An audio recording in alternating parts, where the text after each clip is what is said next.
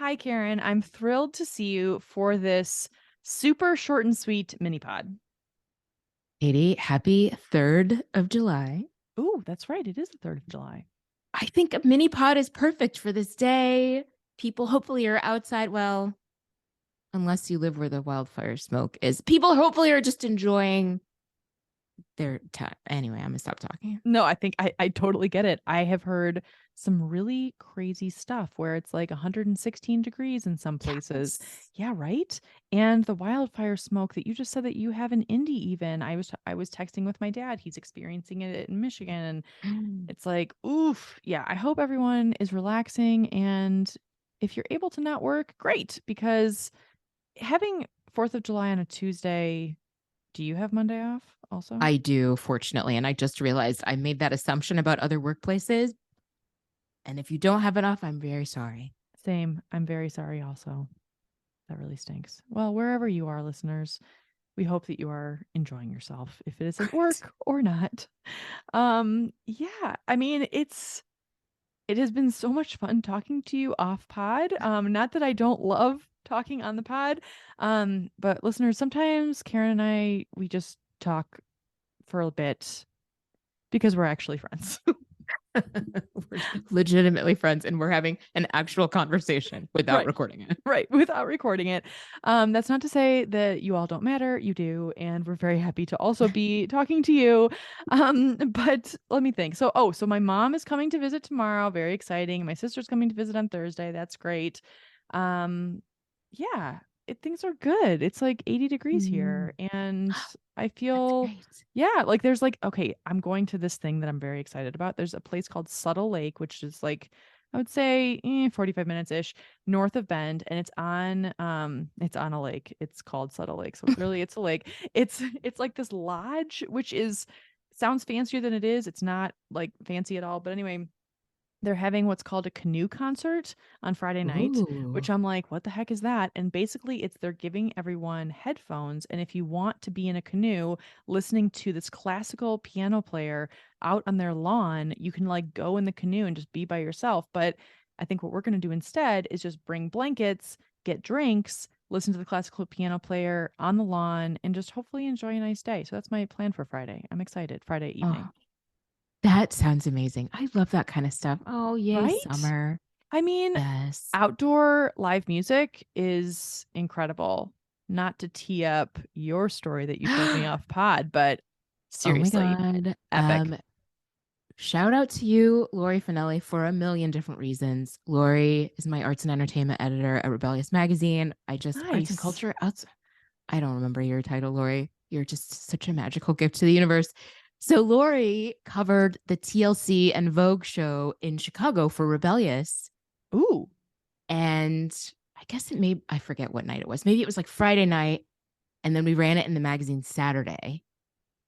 And then I was like looking for something for MLB and I to do Saturday night. And the tour was going to be in Indy. Oh my gosh. Oh my Best God. moment ever to even realize that. That's so badass.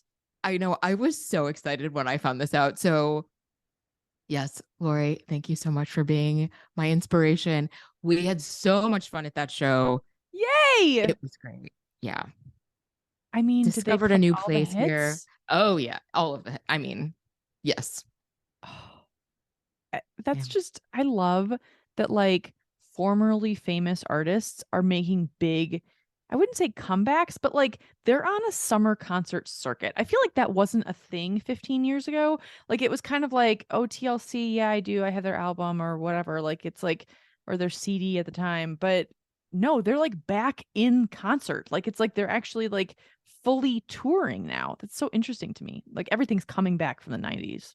Oh man, so much is coming back from the 90s. And yeah, this was like a full on show. And I think the same venue Dave Matthews Band is playing in a couple weeks. We are not going to be here for that, unfortunately, but I would totally go to Dave Matthews Band because I used to go see him in the 90s. Right? Like why not?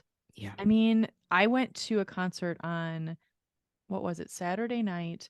The name of the band is Leftover Salmon. Have you heard of them? Not even a joke, totally real. And so Christy used to like go and love them like 10 years ago. And I used to just joke with her. I'm like, that's not the real name of a band. And she was like, no, it totally is. Turns out they're like one of the top like, charting what is it? Bluegrass bands out there. Oh, And they've been around since the late 80s. And so anyway, we went. Tyler hates bluegrass, but I was like, fuck it, let's just go. It's fun. It's outdoors. Our friends are going to be there. It was great, Karen. But the whole time we mm. kept like changing the name to like poached cod and like, crispy halibut. Like it was just like we were just cracking ourselves up thinking we were funny the whole time. But really, Yes, leftover salmon, come on. filet o fish. Yes, exactly. Oh my God. Ew. Katie, what have we done? This was supposed to be a 10-minute Oh shit, that's mini right. pod, and we have 4 minutes left. We have 4 minutes left. Okay, listeners, we're gonna change topics on a very sharp right turn to let's talk about serious things now. So okay, Whew. take it away, Karen. Great idea for the cod. So, I just thank you said so cod, much. pod. I'm still on cod. Let's keep going. Ooh, filet of fish. So this has come up recently in my life, and I know for other people. And I think we can revisit this topic in the future because it's a heavy one to talk about so quickly. But a question to pose to yourself, listeners: what do you need? And if you can't say what you need, do you know what you don't need when you are struggling? Mm, When you're having a hard time, when you're angry or depressed or disappointed or in a dark place, what is it that you need or that you don't need? And how do you articulate that to other people? I mean, it's honestly $1 million question. It's so hard to know, I think. For me, in my experiences, like it very much is dependent on how activated I am or how heightened I am. Like if I am like really in a like an angry place, like I don't always communicate clearly what I need or what I don't need. And so then I'll just be like, I'm just angry right now. And then the other person might be like, well, you should do this and you should do that. And then I'm like, well, I don't want your advice. And it would have been helpful if instead I could have said, I'm angry right now and I just want you to give me a hug or I just want you to do what, like Mhm. something like that. Like giving Yes. a directive, it's helpful. Yes. And if the other person isn't in a space to do it, just to be like, I just need a timeout then. Yeah. I feel like I often, if I'm activated, as you said, or triggered, or really like just at the edge of an emotion that is like very dark and not rational, like if I Yeah. feel like I've just gotten to a place where like we are not getting anywhere right now, like I just need a timeout. Like I just need to like not keep talking. Yes. Yes. I so get that about the not keep talking part because I find that I keep talking all the time and it's you can talk or I can talk myself into a big black hole. Yeah. Like I can say things that are just not good. They're not good. Like they're just like, "Oh, if I didn't say that." I actually had a friend once and she was like, "Sometimes Katie, she was being nice. It came across a little harsh, but it was being nice in that like she's like, "Sometimes just like stop talking." She would just in like in a very loving way, but like I was just not allowing the other person to like have a response in terms of like an activated situation is really what I'm talking about. But yeah, I mean, I also think like I have a friend that I was telling you before we we hit record, which she will frequently text me and she will say, I have something that I really want to share with you. First, are you available for it? She's like into like I just so appreciate her willingness to ask for consent truly on every situation. And so then I'll say, yeah, yeah, of course, I'm right here. Like, do you need to talk on the phone? Do you need to send me an audio message? Whatever it is. And then she's like, no, I'm going to text it to you. And when I text it to you, I only want you to witness me. That's it. I don't want you to give me any advice. It's like very, very clear manual for how to handle whatever she's about to tell me. So then I'm like, okay. And I really appreciate it being on the other end. And yet I don't know how to respond when she then drops an atomic bomb in my text message. And then I'm like, I'm witnessing you. Like, I don't know. Like, I just don't know what to say. Like, I love you and I'm witnessing you. And like, and then she's like, thank you so much. And what's amazing is coming from the other perspective of the other person. Like, she's not mad at me. She's just wanting to express something. It's like, I often think there's something around like, I want to take away their pain. I want to take away whatever they're dealing with and to respect what they're actually saying they need in that moment or don't want in that moment is also a skill, I think. Ooh, that is huge. I love that so much. Like that she is so that she knows herself so well. Yeah. I will also say what you said before that reminds me of Lizzo's Say Less Express. I love that. Like, sometimes say less. It's very, but if you're a communicator, if you are someone who's used to talking things out, it can be hard to stop yourself. Yeah, it totally can. But But also, sometimes you like, just gotta. you just got to say less. Say less, express. I mean, I bow to the Church of Lizzo in every way. Like, she's incredible. Yeah, I think it's hard. Like, do you find it easy to ask for what you actually need and for what you don't need in those moments, Karen? Oh, no, No. no, no. I mean, I feel like I definitely am very aware of the like, all right, I need a timeout moment. Yeah. Like, I am very aware of the like, I am not like, this is not going anywhere good. But I think only reflecting back can I think like I really just needed a hug. Like you said earlier, I really just needed a hug, or I really needed just even a like hint of validation. I feel Hmm. like sometimes we don't allow each other to feel shitty about something. Oh, wow. Haha. Yes. Like, I just want to give you the space to feel shitty about it. That sucks. And I totally understand why you feel the way you feel about it without Totally. swooping in with the, I'm going to make you feel better about it. Like, you just need some space. Sometimes you just need space to be like, no, this shit sucks. Yeah. Yeah. I get that so hard. I actually, I have a small example about this, but Tyler got fired from his job a few years ago. And I will never forget him calling me. And I was in San Francisco, he was in Bend, and it was a total shock. It was like, it ended up being a beautiful blessing because he's now on a great job. But in that Mm. moment, he was so upset. And like, my immediate response was, this is a blessing. This is I did not validate his feelings at all. And this actually became like a real issue for him. Like he even used the word, I am traumatized by the fact that you did not like validate me. Like it became like a thing with us.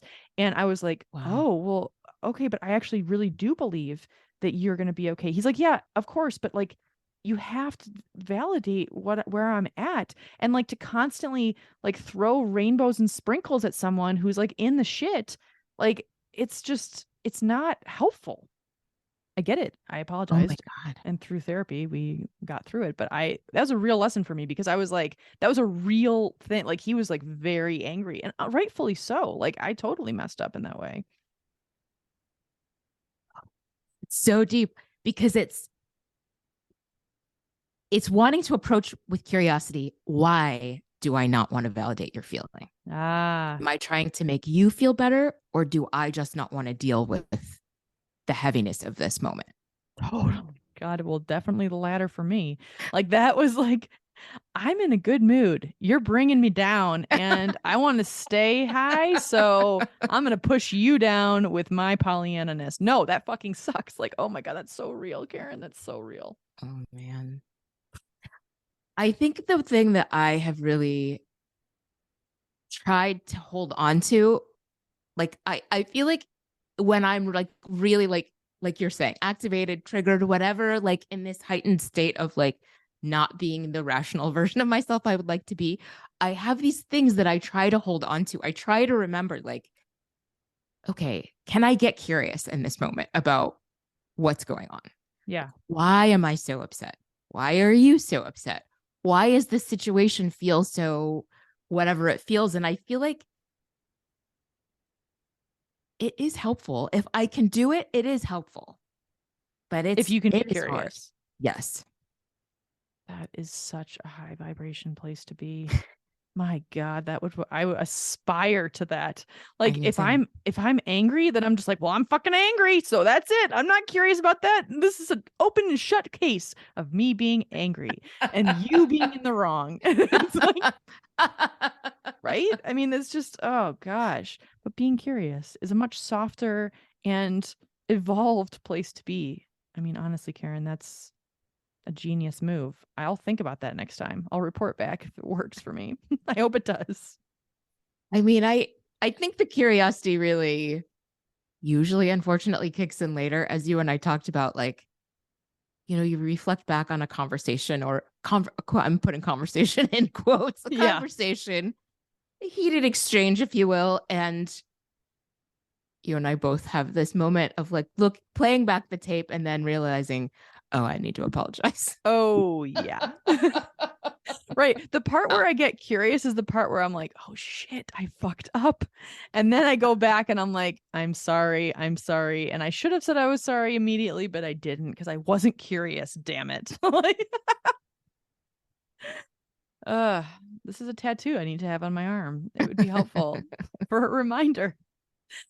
But yeah, okay, so at that, listeners, we're gonna leave you, and we know that this is a meaty topic. I think, Karen, you are so right in what you said before we hit record that we need to get somebody on to talk about this. Yeah.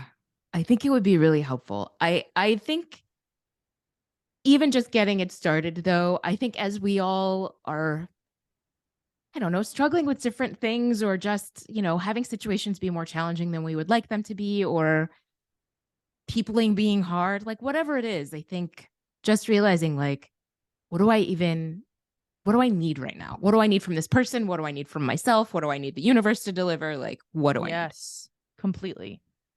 To know us well enough to ask for it, Yeah. know Yes. ourselves. Yes. All right. Well, on that note, thanks for listening, everybody. We really hope that you enjoyed today's pod, and we'll see you next week.